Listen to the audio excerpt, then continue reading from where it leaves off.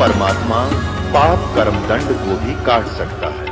अभी तक जिस भी संत व महापुरुष से मिले उन्होंने यही बताया कि पाप कर्म फल भोगने से ही समाप्त होगा। वो प्रभु कौन है जो पाप कर्म को काट देता है, वो काल के बंधन से छुड़वा देता है। उसका क्या नाम है, पूजा की विधि क्या है? कृपया अवश्य सुनिए जगत गुरु तत्वदर्शी संत रामपाल जी महाराज के अमृत वचन। और जो बहुत दुखी प्राणी थे उनको पहले तो सुख दिया, फिर वो ज्ञान समझा, परमात्मा के शिष्य बने। 64 लाख शिष्य हो गए थे आज से 600 वर्ष पहले, जबकि पूरा भारत में अफगानिस्तान, बलोचिस्तान, पाकिस्तान, बांग्लादेश, ये सारा नेपाल और ये इराक, ईरान, गढ़गजनी तक ये सारा भारत था। और कुल मिलाकर सारे भारत की 4 करोड़ आबादी नहीं होगी, और उसमें 64 लाख से हो जाना बालकों का खेल नहीं है। लेकिन हम गफलत कर गए, हम गफलत कर गए, परमात्मा से दूर हो गए, क्योंकि हमें सुख हो गया था। जो दुख थे वो हमारे दूर कर दिए परमात्मा ने, फिर सुख हो गया, हम भगवान से दूर हो गए। जिस कारण से आज आप फिर उसी समय से सन 1398 से सन 1518 तक परमात्मा 120 वर्ष तक इस धरातल पर एक लीला करने के लिए जो प्रत्येक युग में आते हैं, जो परमात्मा की एक लीला है, परमात्मा का एक गुण है जो वेदों में भी वर्णित है, वो ऐसा करते हैं अपना ज्ञान देने के लिए। एक जनसाधारण की तरह काम करते हैं, जनसाधारण की तरह अपना कर्म करके निर्वाह करके एक रोल करते हैं, भूमिका करते हैं, एक एग्जाम्पल कोड करके चले जाते हैं कि सुयोग्य शिष्य में कैसे गुण होने चाहिए, सुयोग्य नागरिक में कैसे गुण होने चाहिए, और तत्वदर्शी संत कैसा होता है, परमात्मा क्या क्या लीलाएं करता है, वो सारी क्रियाएं वो सब परमात्मा ये कर्म करके प्रमाणित करके जाते हैं। वो ऐसा ही करते हैं, और उसी के विषय में फिर वेद और सदग्रंथ सभी बताते हैं कि प्रभु के ऐसे गुण हैं, वो ऐसा करता है, ऐसे प्रकट होता है। ये वेदों और पुराणों में लिखा हुआ है। तो परमात्मा कबीर जी 600 वर्ष पहले जब आए, 120 वर्ष तक रहे, तो उन्होंने हम सभी को ये ज्ञान दिया। हम उस परमात्मा को समझ नहीं सके, भगवान नहीं मान पाए, परमात्मा से हम दूर हो गए। तो उसी समय से हम वो साधना जो मालिक के चरणों में हमने की थी, उसके आधार से आप जी को मनुष्य शरीर मिलते हुए आ रहे हैं। आज आपके अंदर परमात्मा की कसक बनी हुई थी। परमात्मा की चाह में कोई कहीं ना कहीं अवश्य कोई भटक रहा था, कोई मंदिर में, कोई मस्जिद में, कोई गुरुद्वारे में, कोई चर्च में, कोई ऊंचे ऊंचे पहाड़ों की चोटियों पर परमात्मा की खोज करने जाता था, और कोई कहीं ना कहीं, कोई सालासर, कोई बालाजी, कोई वैष्णो देवी, कोई केदारनाथ, कोई अमरनाथ, कोई रामेश्वर, कोई गया जी की तक भंडार है, वो बनभौरी, यानी सारा भटक रहे थे। क्योंकि आप मनुष्य जीवन से आए हैं, तुरंत मनुष्य जीवन से ही नेक्स्ट मनुष्य जीवन मिला आपको, इसलिए आपके अंदर चाह परमात्मा की है। और आप जी का व्यवहार, आप जी के अंदर एक गुण, ये पुराने संस्कारों से विद्यमान है। आप जी यहाँ आते हैं, आप यहाँ 1 दिन, 2 दिन, 4 दिन जितना भी सटे करते हो, आप जी का व्यवहार कितना अच्छा है। जहाँ बैठा दिए वहीं बैठे रहते हैं, जो मिल गया खाने को उसे हर स्वीकार कर लेते हैं। ना इतने आदमी की तक इकट्ठे हो जाए मेले में, गुट्टम गुट्टा, गाड़म गाड़ा, 100 प्रकार की बदमाशी शुरू हो जाए, और आप ऐसे बैठे रहते हो जैसे देव पुरुष बैठा करते हैं, क्योंकि आपके पिछले मनुष्य जीवन से आए हुए हो। और मनुष्य जीवन से आए हुए प्राणी के एक मानुष जैसे गुण होते हैं, और आप में चाह है भगवान की, आप परमात्मा के लिए तरफ रहे थे, और उस परमेश्वर ने फिर रजा आप पर कर दी, यो मार्ग फिर से मिल गया। और कुछ ऐसे प्राणी होते हैं, मनुष्य जीवन प्राप्त है, लेकिन वो परमात्मा की तरफ ध्यान नहीं देते। उनको कितना कह ले, कितना समझा ले, कति नहीं माने। गुट्टी लावेंगे, हुक्का पाड़ेंगे हैं, और सिनेमा देख लेंगे, और की तो बकवाद कर लेंगे, और कितना धंधा करवा ले वो कर लेंगे, लेकिन वो राम नाम नहीं रट सकते। वो परमात्मा की चर्चा भी नहीं सुन सकते, क्योंकि वो मानव शरीर से नहीं आए हैं। वो 84 लाख योनियां भोग के टर्न वाइज मनुष्य शरीर प्राप्त है ऐसे प्राणियों को जो परमात्मा के नाम से चिढ़ते हैं और कहते भगवान है नहीं, और ऐसे 100 प्रकार के उदाहरण देकर अपने आप को सेट किए बैठे। तो वो मानव शरीर से नहीं आए हैं, वो पिछले जन्म से कोई किसी पशु पक्षी या जड़ जूनी के शरीर से छोड़कर आए हैं। तो ऐसे व्यक्ति, उनको कितना ज्ञान समझा ले, भक्ति करा नहीं करते और ना सुना करते। वो सुन लेंगे, कान्ना पर घटाने जाएंगे। जैसे आप प्रत्येक परिवार में देख लीजिए, कुछ एक परिवार तो ऐसे हैं जो पूरा का पूरा परिवार मालिक के चरणों में आ गया है। कुछ परिवार के ऐसे हैं जो इसमें 1-2 सदस्य नाम ले रखे, 3 सदस्य कतई नहीं सुनते, विरोध और करते हैं, गालियां देते हैं उनको। तो वो जड़ जूनी से आए हुए प्राणी हैं या पशु पक्षी के शरीर से आए हुए प्राणी हैं जो परमात्मा के ज्ञान को सुनना नहीं चाहते। एक घर में पिताजी ने नाम ले लिया, बेटा लेता नहीं। जब पिताजी कभी भी अपने संतान को गलत मार्गदर्शन नहीं करेगा, क्योंकि वो उन्हीं के लिए जी रहा होता है, और वो बेटा नहीं मान रहा है, तो वो पशु जूनी से आया हुआ प्राणी है, उसके बस की बात नहीं, वो काल का प्राणी है। और जो अच्छी आत्माएं हैं जो परमात्मा की शरण में कभी रही हैं, वो कोयल के बच्चे हैं, और जो जड़जूनी से आए हैं वो काल के बच्चे हैं, काग के बच्चे हैं, वो काल प्रेरित हैं। उनके अंदर वो प्रवेश होना बड़ी डिफिकल्ट है। वो तो जाएगा लेकिन बहुत समय लगता है। अब ये कोयल क्या करती है, कोयल जो होती है ना पक्षी, ये अपना भिन्न अलग से कोई घोंसला बनाकर अंडे बच्चे पैदा नहीं करती है, क्योंकि अलग से अंडे वो पैदा करती है तो कौवे खा जाते हैं, उसके अंडों को छोड़ते नहीं। तो क्या चतुरता करती है, वो उन काग के अंडों में, घोंसले में जहाँ मादा कौवे ने अंडे दे रखे होते हैं, उत्पन्न कर रखे होते हैं घोंसले में, वो कोयल वहीं पर अपने अंडे उत्पन्न कर देती है। जब मादा कौवी कहीं चुग्गा चरने चली गई होती है, वो ताक में रहती है। अब जब वो कौवी आती है वापस, वो देखती है कि 4 अंडे हो गए।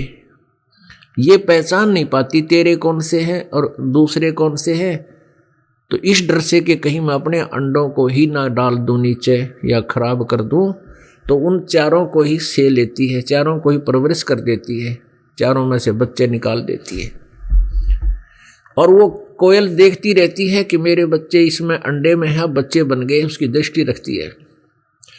जब वो बच्चे कुछ फुदफुदाने लग जाते हैं, उड़ने लग जाते हैं, वो देखती रहती है। जब वो बच्चे उड़ने लायक हो जाते हैं तो दूर वृक्ष पर बैठ के कोयल अपनी प्यारी प्यारी बोली बोलती है। कोयल के बच्चे अपनी माँ की बोली को तुरंत पहचान जाते हैं और ऐसे ऐसे करने लग जाते हैं।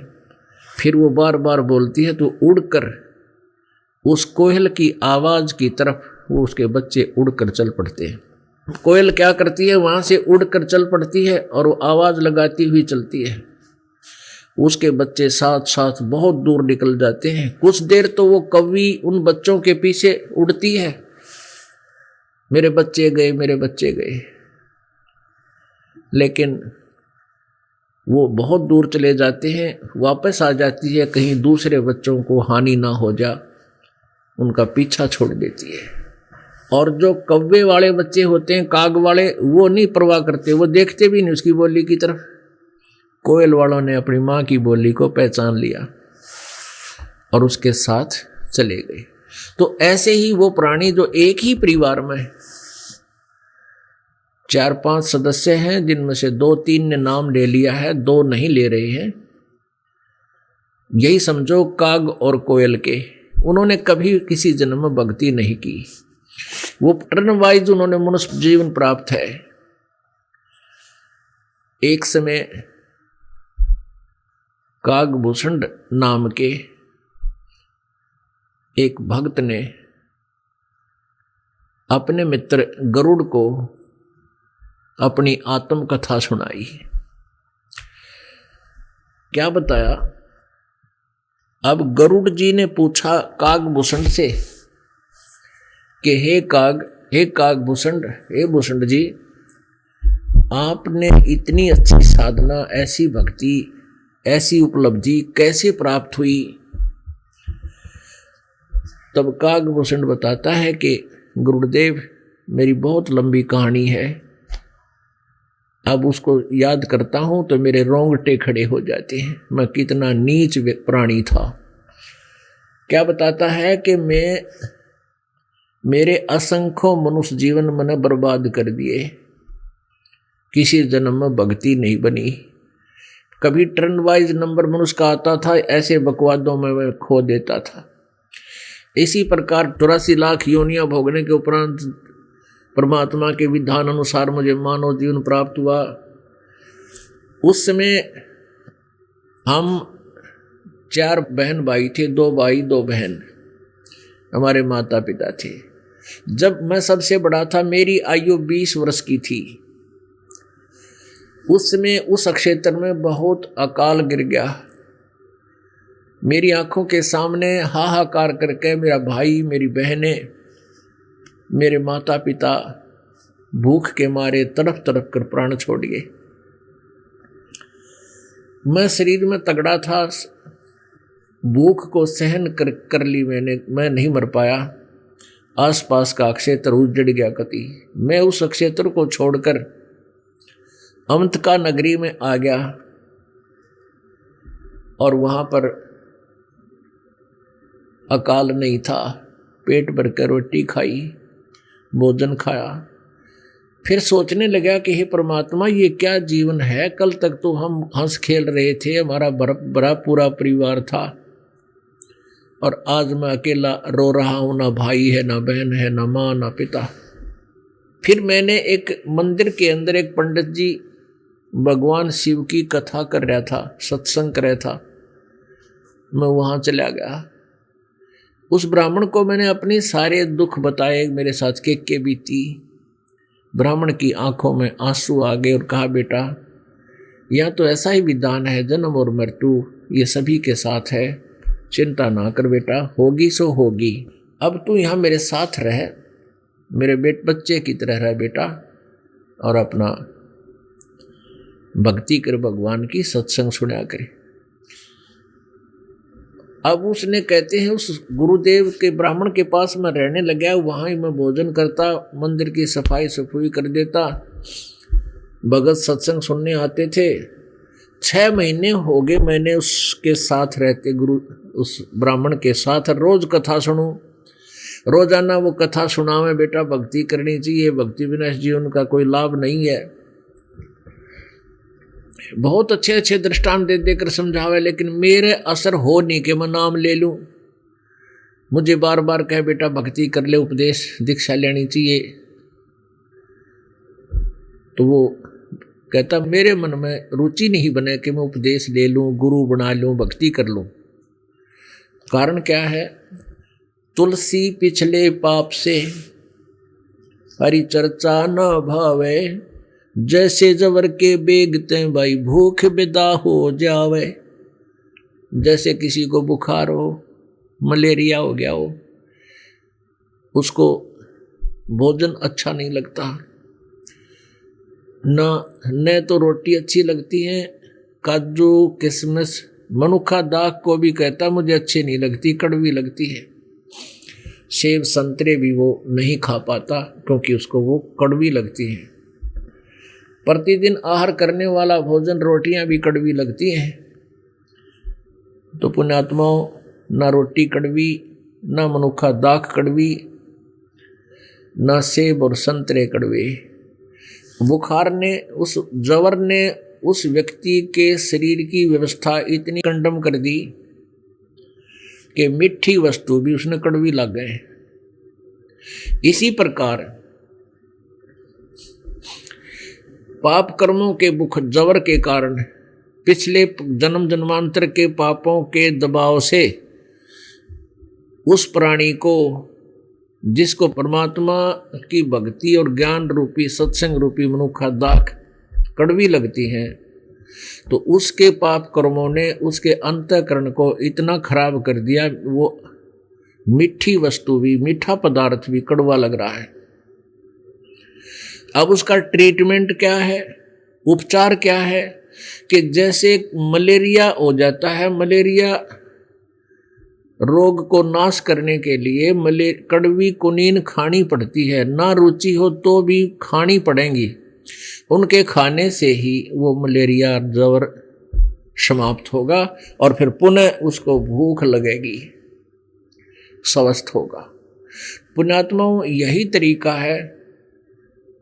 प्रारंभ में परमात्मा की चर्चा पिछले संस्कारियों को तो अच्छी लगती है, लेकिन जिनके संस्कार अच्छे नहीं होते और पीछे अच्छे भी संस्कार हैं लेकिन पाप कर्म ज़्यादा है, उनको भी डिफ़िकल्टी आ जाती है।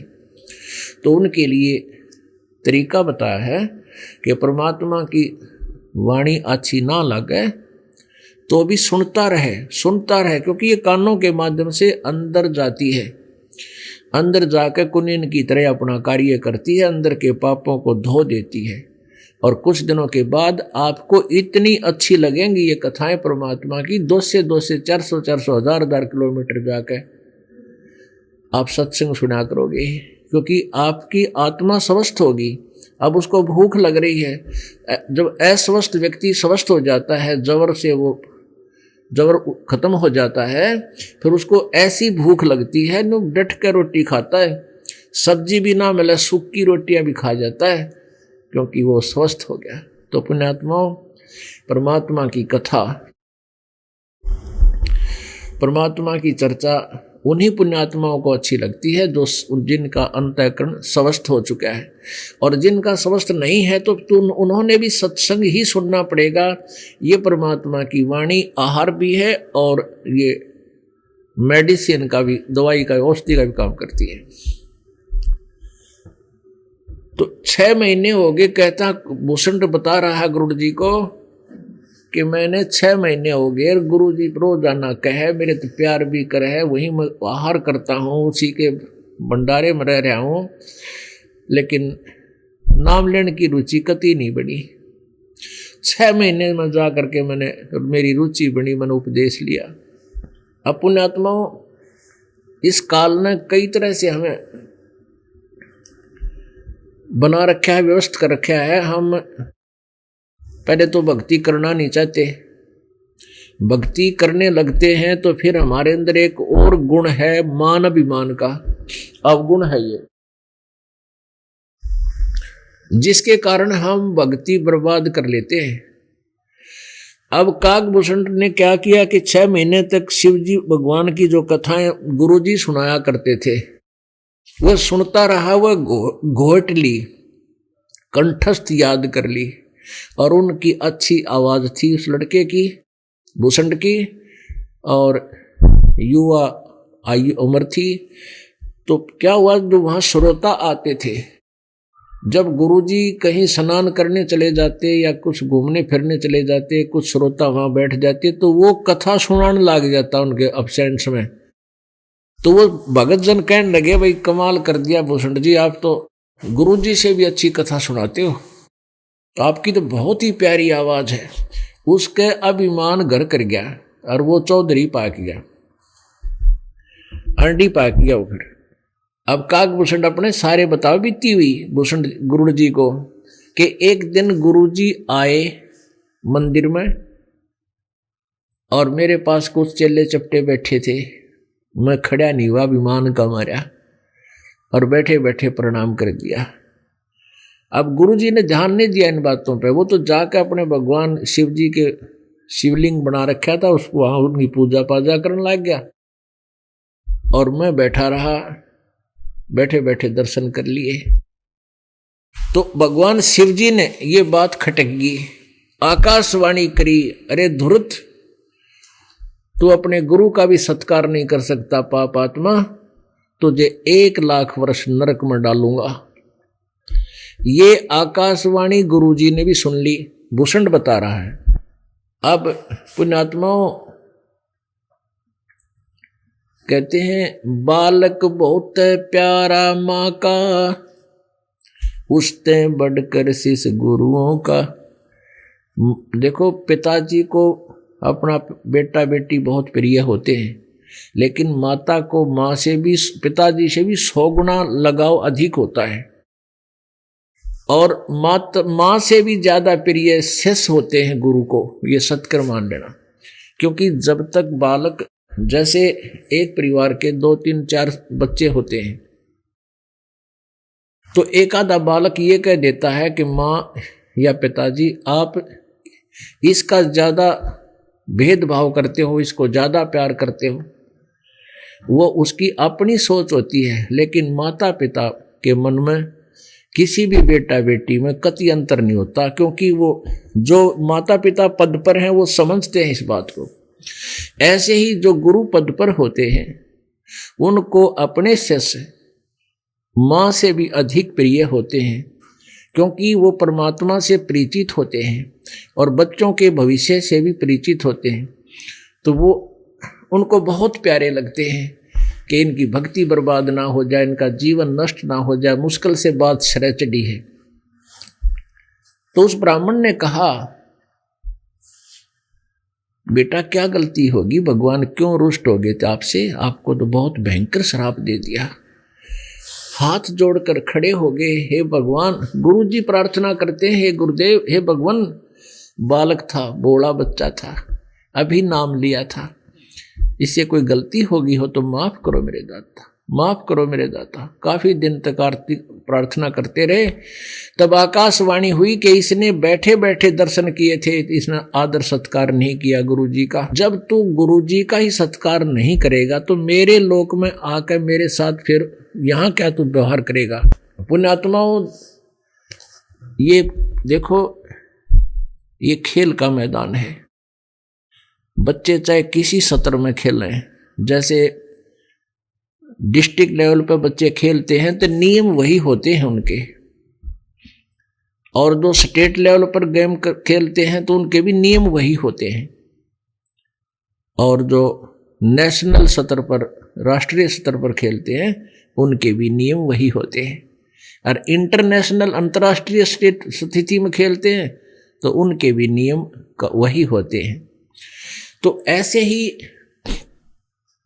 क्या बताते हैं परमात्मा ने अपनी अमृतवाणी में बताया है, कबीर जी ने, मम संत मुझे जान मेरा ही स्वरूपम। मेरे संत को, यानी जो मेरा नाम उपदेश देने का मैंने अधिकारी बना रखा है, उसको मेरा ही स्वरूप माने। गुरु मानुष कर जानते, ते नर कहीं है अंधे, होए दुखी संसार में, आगे यम के फंदे। गुरु गोविंद कर मानियो, रहियो शब्द समाए, मिले जब दंडवत बंदगी, नहीं पल पल ध्यान लगावे। तो गुरु जी को परमात्मा मानकर अपने इस प्रॉब्लम को सोल्व करना है, जन्म और मृत्यु वाली ने।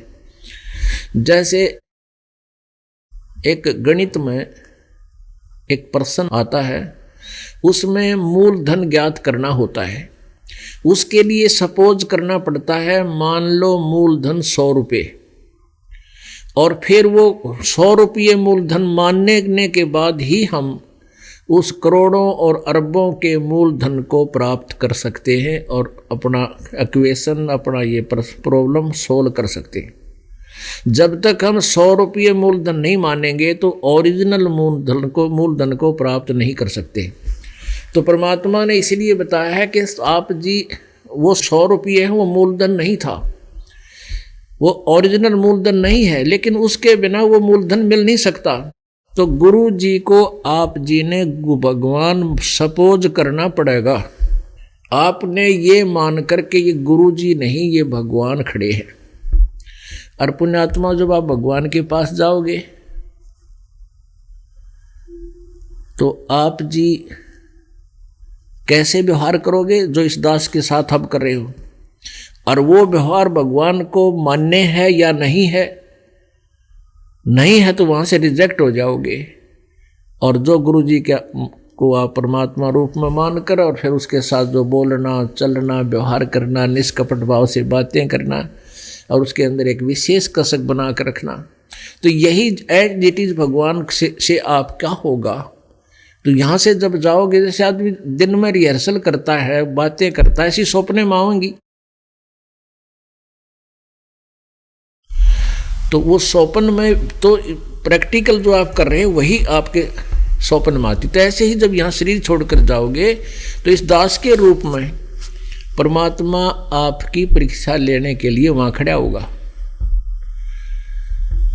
फिर आप वहां भी वही अड्डपट मारोगे, यहाँ मारते थे तो वहां से तुरंत ऑटोमेटिकली आपके पैरों के नीचे से स्लिप निकल जाएगा फट्टा, एकदम नीचे आओगे गद्दे ही। वो अलग बात है कि आपने पुण्य जो भक्ति कर रखी है वो अलग अलग मिल जाएंगे, को स्वर्ग में को कितने धक्के खाते रहोगे, पार नहीं हो पाओगे।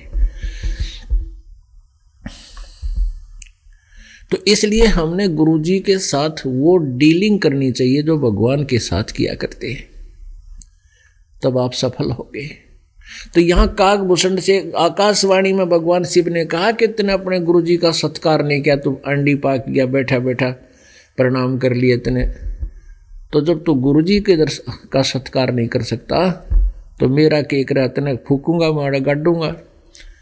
मैं क्या करूंगा इसे दुष्ट का इस पवित्र लोक में, क्योंकि भगवान पहले ही उस भस्मासुर से दुखी थे, इसे नालायक थे। तो फिर प्रार्थना की, उस गुरुदेव ने कहा बेटा माफी मांग भगवान ते।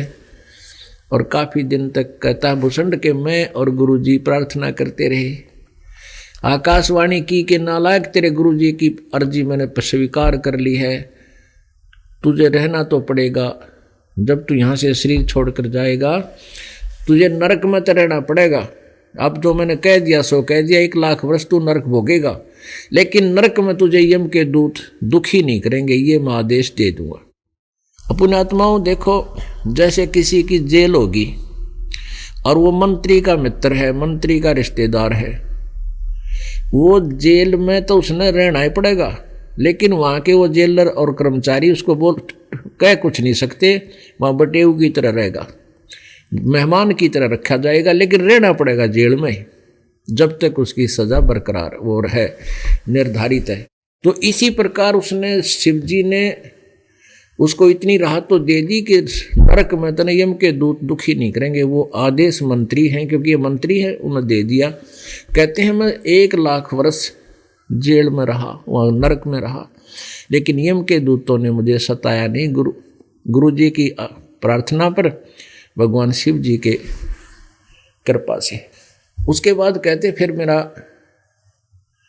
फिर मानव शरीर हुआ। उस मानव शरीर भी मैंने कई बर्बाद कर दिए। फिर मानव शरीर हुआ, फिर मैं लोमस ऋषि नाम के एक महात्मा, लोमस नाम के ऋषि एक कथा करे थे, मैं वहाँ जा बैठा। वहाँ मेरे मन में ये एक विकार है जीव के अंदर, वो फिर उत्पन्न हो गया। कहने लगा कि वो सरगुण के बारे में जानकारी दे रहे थे, सरगुण के बारे में, सरगुण। और मैंने कहा नहीं, मैं तो हूँ निर्गुण का अधिकारी, और सरगुण सभी नष्ट नाश हो जाई, निर्गुण कथा हमें बतलाई। लोमस ऋषि जी से कहा कि हे लोमस ऋषि जी, आप तो जो इस साकार भगवान के बारे में बता रहे हो ये तो नष्ट हो जाएंगे, हमें तो निराकार और निर्गुण के बारे में जानकारी दीजिए। अब लोमस ऋषि जी ने बहुत समझाया, चेष्टा की कि भाई जैसे बीज है, आम का बीज है, आम के पेड़ का बीज आम के फल में है, और उस बीज में पेड़ है। अब बीज में पेड़ निर्गुण रूप में है, ये कोई काम नहीं कर सकता, ना छाया हो ना इसका फल लगे, तो ये निर्गुण है। इस निर्गुण का क्या करेगा, चाहिए तो हमने सरगुण। जैसे बीज को बोया, पौधा बना, फिर धीरे धीरे पेड़ होया, पेड़ होकर उसका फल लगे, छाया बनी, तो सरगुण हुआ तो काम आया। और वो निर्गुण ने के चटेगा, तो वो बीज में आम का पेड़ है, कहने लगा मेरे बात बुद्धि माई को ना, क्योंकि मेरा घिसा पिटा ज्ञान कहीं से सुना सुनाया फिर आगे अड़ गया। फिर रोमस ऋषि ने मुझे श्राप दे दिया कि तू चंडाल का जन्म होना चाहिए तेरे जैसे नालायक का, जा चंडाल के घर जन्म ले तू मोटी बुद्धि के। तो तब कागभूषण कहने लगा मैं नाराज नहीं हुआ, मुझे दुख नहीं हुआ, मैं लोमस ऋषि के चरणों में गिर गया और मुझे वो पिछले दुख याद आ गए। लोमस ऋषि से प्रार्थना की, माफ़ी मांगी, महाराज मुझे गलती होगी माफ़ कर दो, अपने दास को जन्म तो कहीं दे दो पर एक आशीर्वाद दे दो मुझे, मेरा कहीं भी जन्म हो मैं भगवान की भक्ति ना भूल पड़े। लोमस ऋषि खुश हो गए, तब आशीर्वाद दे दिया बेटा अब चंडाल के घर जन्म तो तने लेना पड़ेगा काग चंड के, लेकिन मेरे आशीर्वाद से तेरा भगवान की भक्ति याद रह जाएगी थोड़ी थोड़ी। तो फिर ऐसा ही हुआ। उसके बाद फिर क्या हुआ कि मेरा काग चंड के घर जन्म हुआ।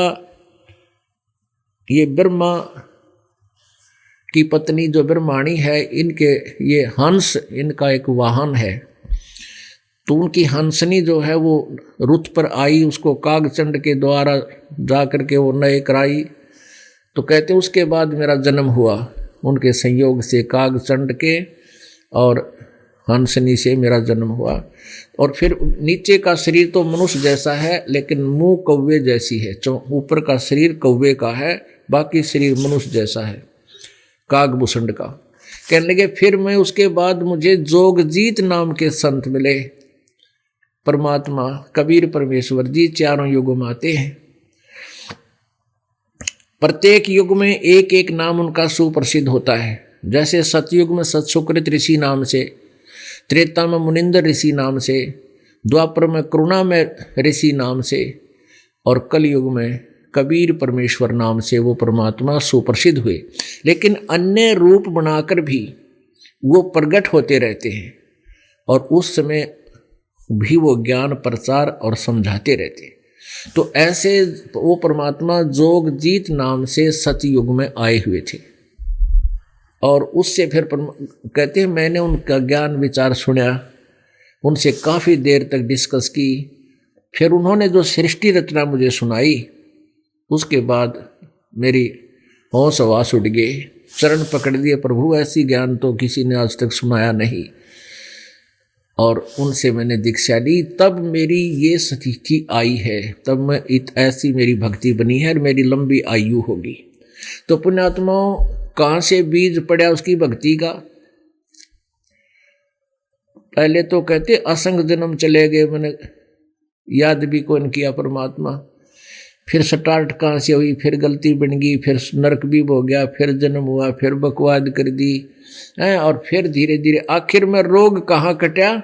उस परम पिता परमात्मा के चरणों माने से, उसके सच्चे ज्ञान से, उसकी सच्ची भक्ति से।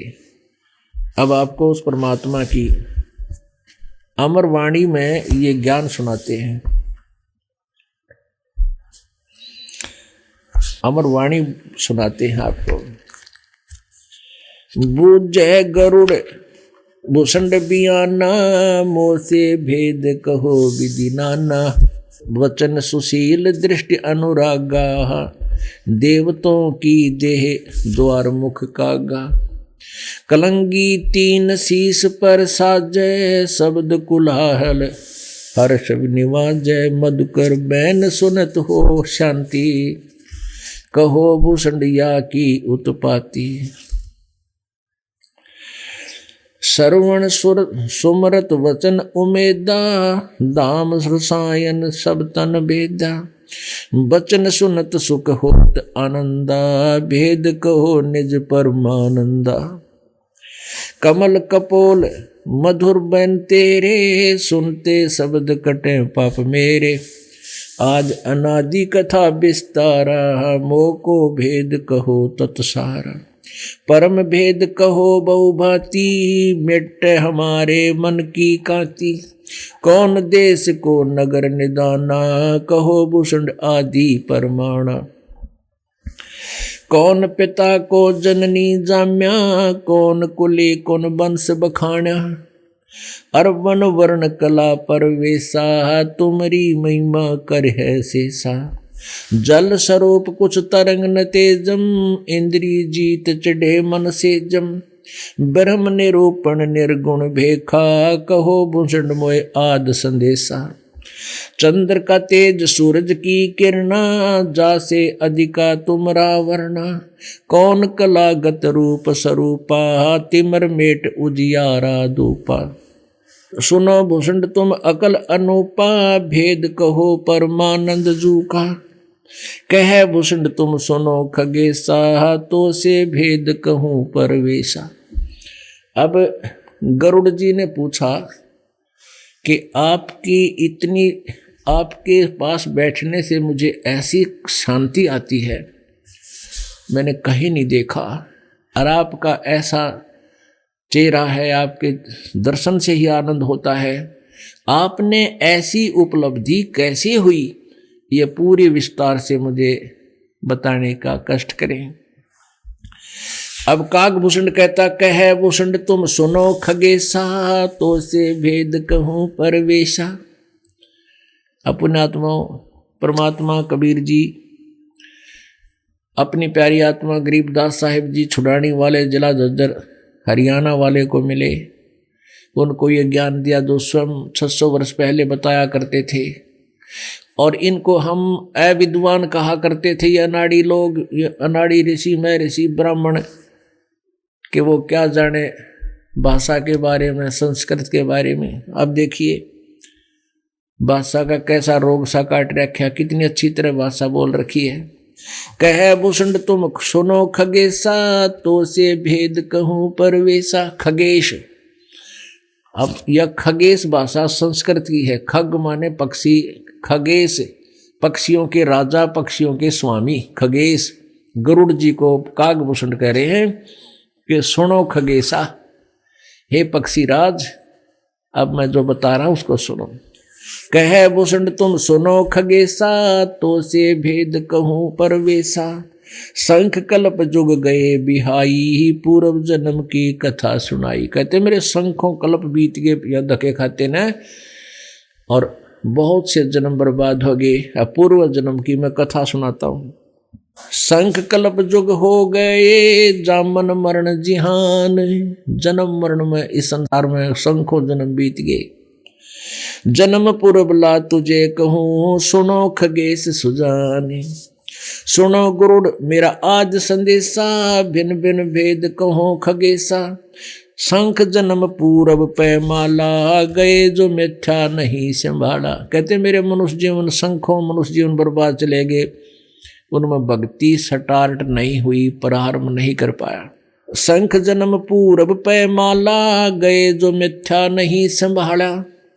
अवधपुरी एक नगर निधाना, जहां अवतार धरे मोरे प्राणा। अवधपुरी में मेरा जन्म हुआ। 20 वर्ष की उम्र पुनीता, मात पिता भय काल सनीपा। पड़ा काल दुर्भिक्षता ही, पृथ्वी डोल गई रे भाई। कहते इतना भयंकर काल गिरा, कहते धरती अलगी, वहां पर हाहाकार मच गई। पड़ा काल दुर्भिक्ष अपारा, मनुष्य मनुष्य का करे आहारा। मनुष्य को मनुष्य खाने लगे, भूखे मरते एक दूसरे के बुड़के भर ले, और आखिर में मर गए। पड़ा काल दुर्भिक्ष अपारा, मनुष्य मनुष्य का करे आहारा। अन्न का नहीं आहार प्राणी, पड़ा काल दुर्भिक्ष अमानी। अवधपुरी हम तजी खगेशा। मेरे माता पिता मर गए, सारा परिवार समाप्त हो गया। उसके बाद कहते मैंने वो अवधपुरी को छोड़ दिया। अवधपुरी हम तजी खगेशा, ताही समय गए मालू देशा। मालू देश में गए। पुरी अवंती लीना बासा, जावा नहीं अन्न की तरासा। अवंतिकापुरी में मैं चला गया, वहां अकाल नहीं था। अन्न तो तहां पेट भर खाया, कह भूषण सुनो खगराया। पंडित एक अवंती माही, कथा कर्ण शिव द्वारे जाही। 6 मास हम संगति कीनी, बहुरतास की दीक्षा लीनी। 6 महीने तक उसका साथ किया, तब मैंने दीक्षा ली उनसे। टहल करत जिस पंडित केरी, गुरु चेले का भाव गनेरी। स्वामी करण गए स्नाना, पूजा अर्पण धूप ध्याना। शिव पूजा पंडित अर्थावे, बेलपत्र धर लिंग बनावे। शिव पूजा पंडित करे, जहाँ हम लिया निवास। गुरु शिक्षा मन में करी, मिटी खगेश पियास। तन मन अर्पे फेरे माला, जाके ऊपर ईश दयाला। कहते उस पंडित जी के ऊपर भगवान शिव जी पूर्ण प्रसन्न थे, उनकी वो सच्चा पुजारी था। पूजा करण देवालय आए, जहाँ हम बैठे दर्शन पाए।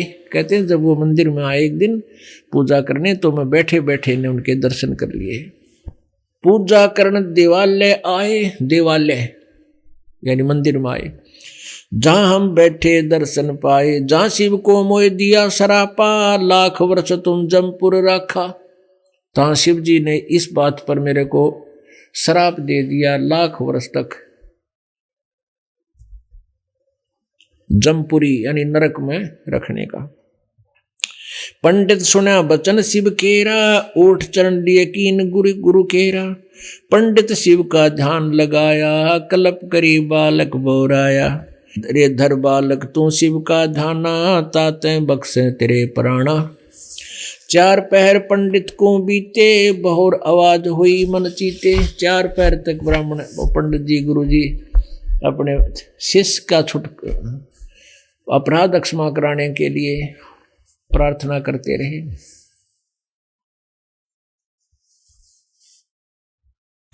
चार पहर पंडित को बीते, बहुर आवाज हुई मन चीते। मेरा वचन न खाली जाई, जम के लोक चलो रे भाई। शिव जी का फिर आकाशवाणी हुई कि मेरा वचन खाली नहीं जा सकता, उस नरक में तने जाना ही पड़ेगा, यम के लोक में। बहुत दरा पंडित तब ध्याना, बख्शो साहेब या के प्राण। फिर प्रार्थना की गुरु जी ने, बहुत बार की अर्ज ठीका, बाणी अरस बही शिवनी का। बहुर महादेव भय दयाला, जम का लोक भुगते तत्काला। हमरे लाग्या संसासों का, छूटी दे गई जम के लोका। चंद्रो जम तत्कालम आए, शिव की दया गुरु अर्थाए। जम हमको ने दीन तरासा, भुगत्या नहीं नरक निवासा। जोग ध्यान और नाम नरेसा, जब तब करनी मिटे अंदेशा। प्राणायाम किया परनामा, स्वर्गपुरी को चले विमाना।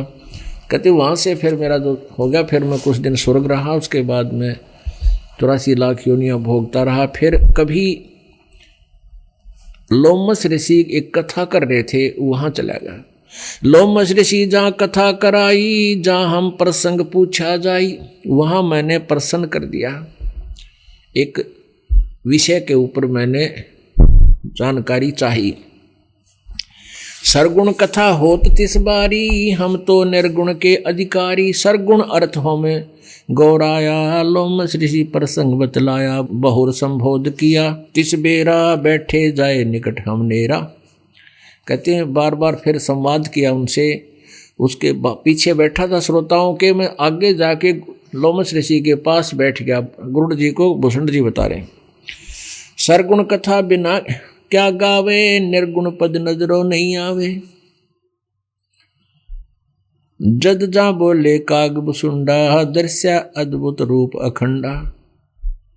अब ऋषि लोमस ऋषि बता रहे हैं कि भाई निर्गुण तो चीज दिखाई नहीं देते ने, और सरगुण बिना उस निर्गुण न समझावांगे कैसे।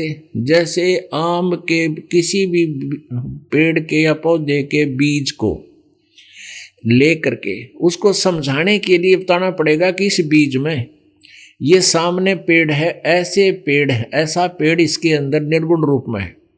अब सरगुण कहीं होगा नहीं तो निर्गुण ने तू समझेगा क्या। जिस व्यक्ति ने आम का पेड़ ना देखा हो और आम के बीज को दिखा करके समझावा कि इसमें कैसा पेड़ होता है, तो उसको दिखाया जाता है कि ये जो आम सामने खड़ा है, ये पेड़, ये इस बीज में निर्गुण रूप में है। तो सरगुण बिना निर्गुण के गावे, निर्गुण पद नजरों नहीं आवे। अब लोमस ऋषि तो न्यू बतावे थे, न्यू बोला मेरी बुद्धि में यह बात समाई को ना। क्या बताते हैं? सरगुण कथा बिना क्या गावे, निर्गुण पद नजरों नहीं आवे। जदुआ बोले काग भुसंडा, दर्शा अद्भुत रूप अखंडा। सरगुण सकल नाश हो जाई, निर्गुण सदा रहो लोलाई। अब कहने लगा, मैं उस लोमस ऋषि को शिक्षा देने लग गया कि जो दिखाई देता है तो नाश हो जाएगा एक दिन, और निर्गुण की भक्ति करो, निर्गुण की भक्ति करो। लोमस ऋषि प्रसंग विस्तारी, विस्तार से बताया उस प्रसंग को लोमस ऋषि ने। सुनो सुनो गुरुड़ आदि कथा हमारी। लोमस ऋषि प्रसंग विस्तारी, सुनो गुरुड़ आदि कथा हमारी। बहुर कहा सरगुण प्रसंगा, शिव की जटा रहे जो गंगा। तप कर कह भागीरथ लाए, तीहू लोक कीर्ति दर्शाए।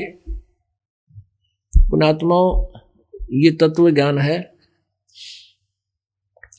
और इन कथाओं से बहुत कुछ निष्कर्ष निकलेगा।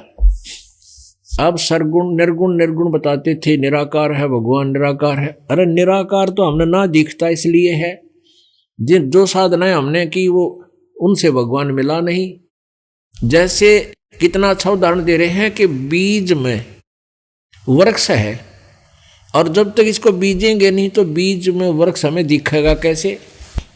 और दूसरा उदाहरण ये दिया है कि सरगुण निर्गुण का दूसरा उदाहरण दिया है कि जैसे भगवान शिव की जटा कुंडली में, जटा एक ये जटा जो भगवान के शिव पर दिखा रखी है ना, ये बालों का जटा, और इसमें एक औरत का मुंह सा दिखा कर उसके मुंह से गंगा निकलती दिखा रखी है। ये तो एक बनावटी कल्पित है, ऐसा नहीं है।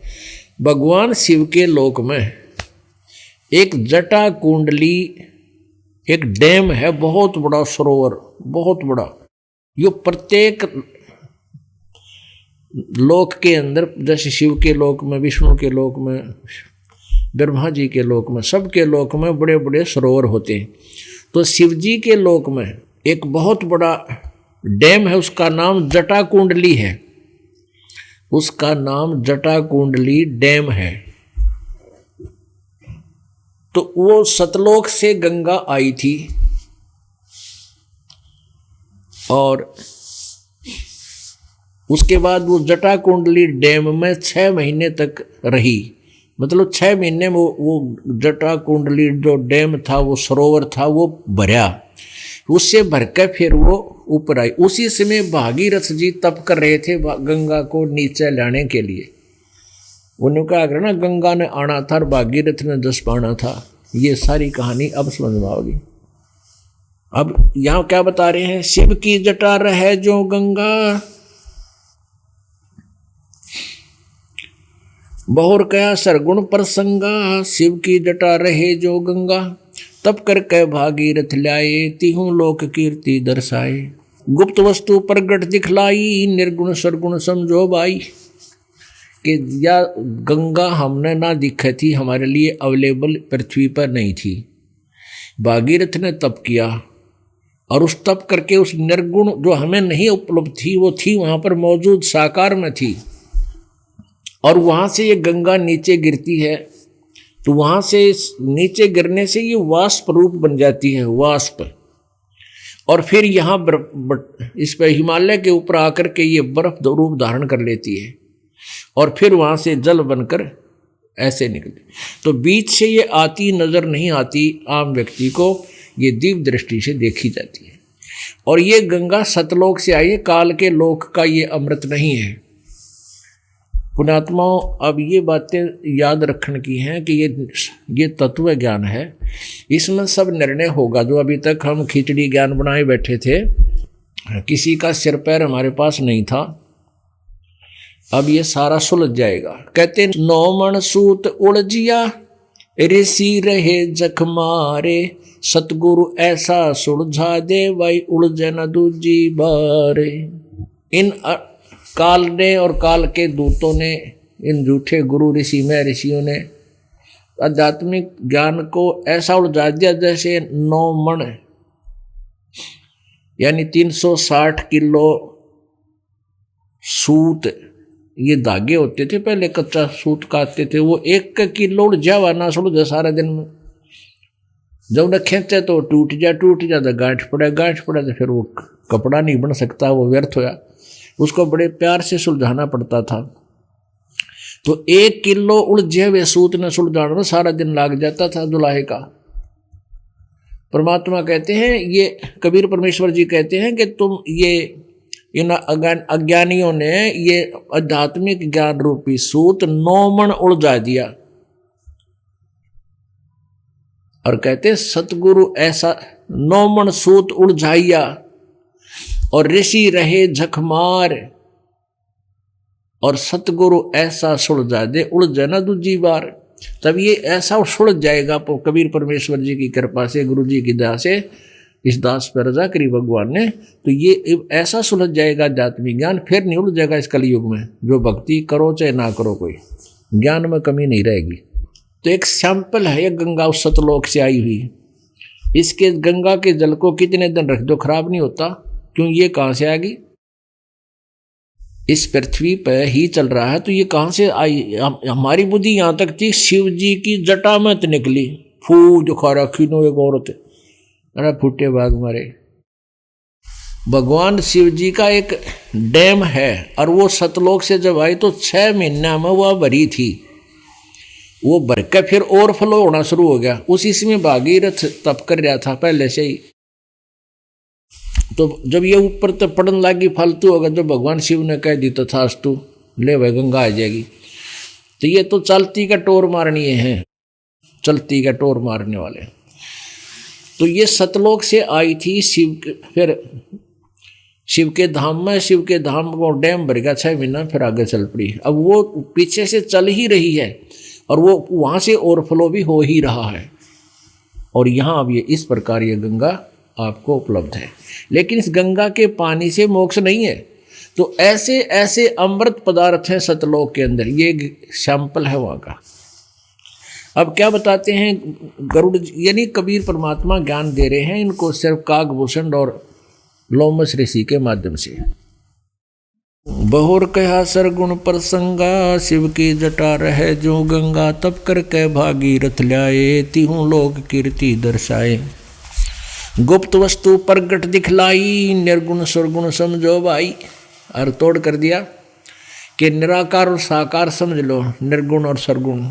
ये वहाँ पर सतलोक में थी गुप्त, यहाँ नहीं आ रही थी। फिर शिव जी के लोक में आई, शिव जी के लोक में थी, यहाँ नहीं पहुँच रही थी। तो ये वहाँ गुप्त थी, वो यहाँ आ गई, ये हमें दिखाई देने लगे, सरगुण हो गया। लेकिन ये पहले भी एज इट इज इसी रूप में विद्यमान थी। तो ऐसे ही परमात्मा साकार रूप में सतलोक में है, हमें दिखाई नहीं देते, इसलिए हमने उनको निर्गुण मान लिया, निराकार मान लिया। और वो स्वयं यहाँ आकर प्रकट हुए तो साकार हो गए। गुप्त वस्तु प्रगट दिखलाई, निर्गुण सरगुण समझो भाई। वृक्ष बीज में है सब ठौरा, जब उगे तब दिखे मोरा। डाल पान सब नजरों आया, पंछी केल करते हैं छाया। फल पक्षी नर करें आहारा, या लीला सरगुण विस्तारा। सरगुण भोग किए भगवाना, बहुविधि बिल से संत सुजाना। लोमस ऋषि प्रसंग सुनाया, दम बिन शंख आवाज नराया। शंख शरीर पवन से गूंजे, आत्मज्ञानी पद को बूझे।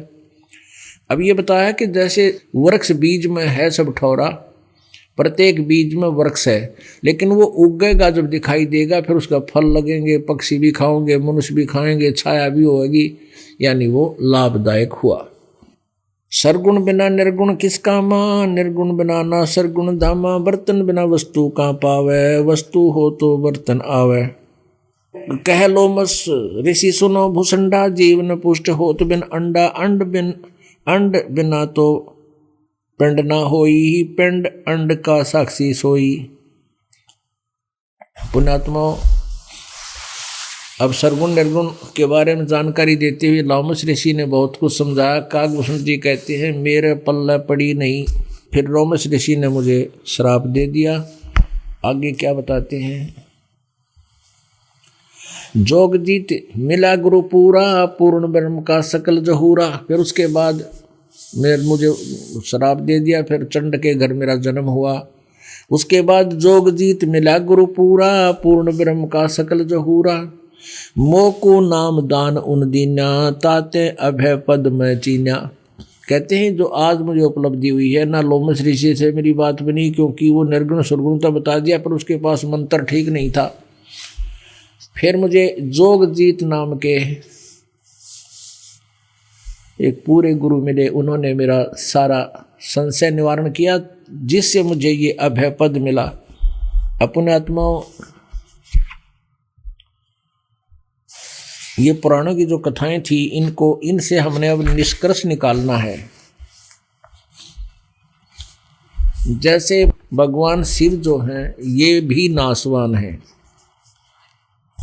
इनकी जन्म मृत्यु होती है, और पार्वती जी जो इनकी पत्नी है उनकी भी मृत्यु होती है।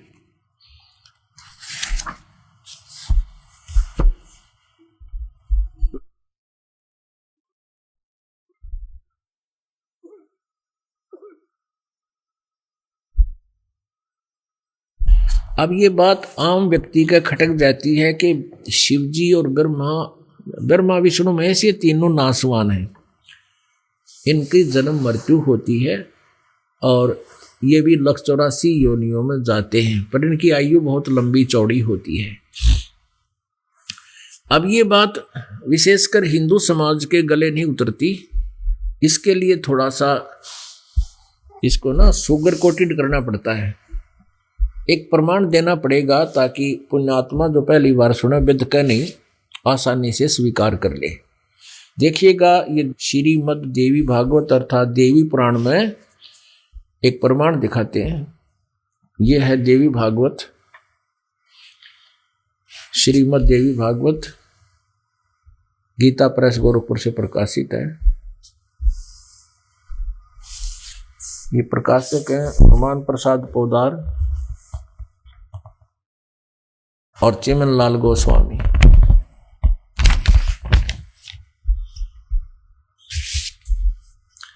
प्रकाशक में मुद्रक हैं गीता प्रेस गोरखपुर, गोविंद मोहन कार्यालय कोलकाता का संस्थान। ये इनके फैक्स और फोन नंबर है। इसके 123 पृष्ठ पे,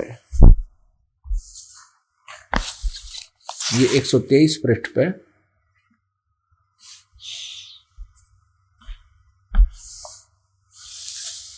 तीसरा स्कंद, यहां पर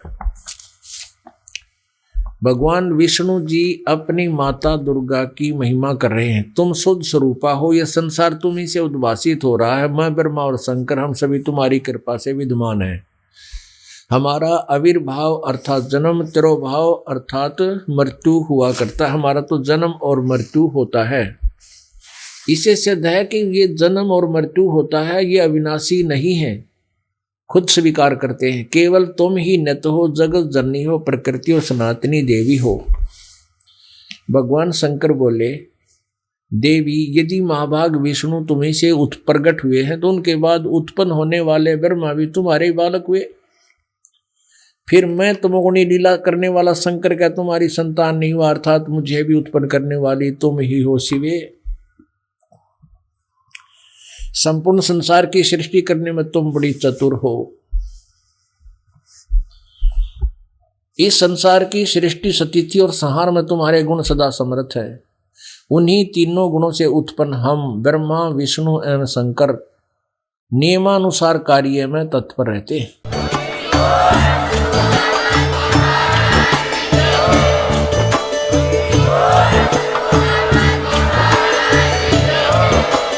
आप सुन रहे थे जगत गुरु तत्वदर्शी संत रामपाल जी महाराज जी के मंगल प्रवचन। अधिक जानकारी के लिए विजिट कीजिए हमारी वेबसाइट www.jagatgururampalji.org। संत रामपाल जी महाराज जी के शुभ आशीर्वाद से पूरे विश्व भर में 500 से भी ज्यादा नाम दीक्षा केंद्र हैं, जिन पर संत रामपाल जी महाराज जी द्वारा ऑनलाइन निःशुल्क नाम दीक्षा दी जा रही है। अपने नजदीकी नाम दीक्षा केंद्र का पता करने के लिए संपर्क करें 8222880541।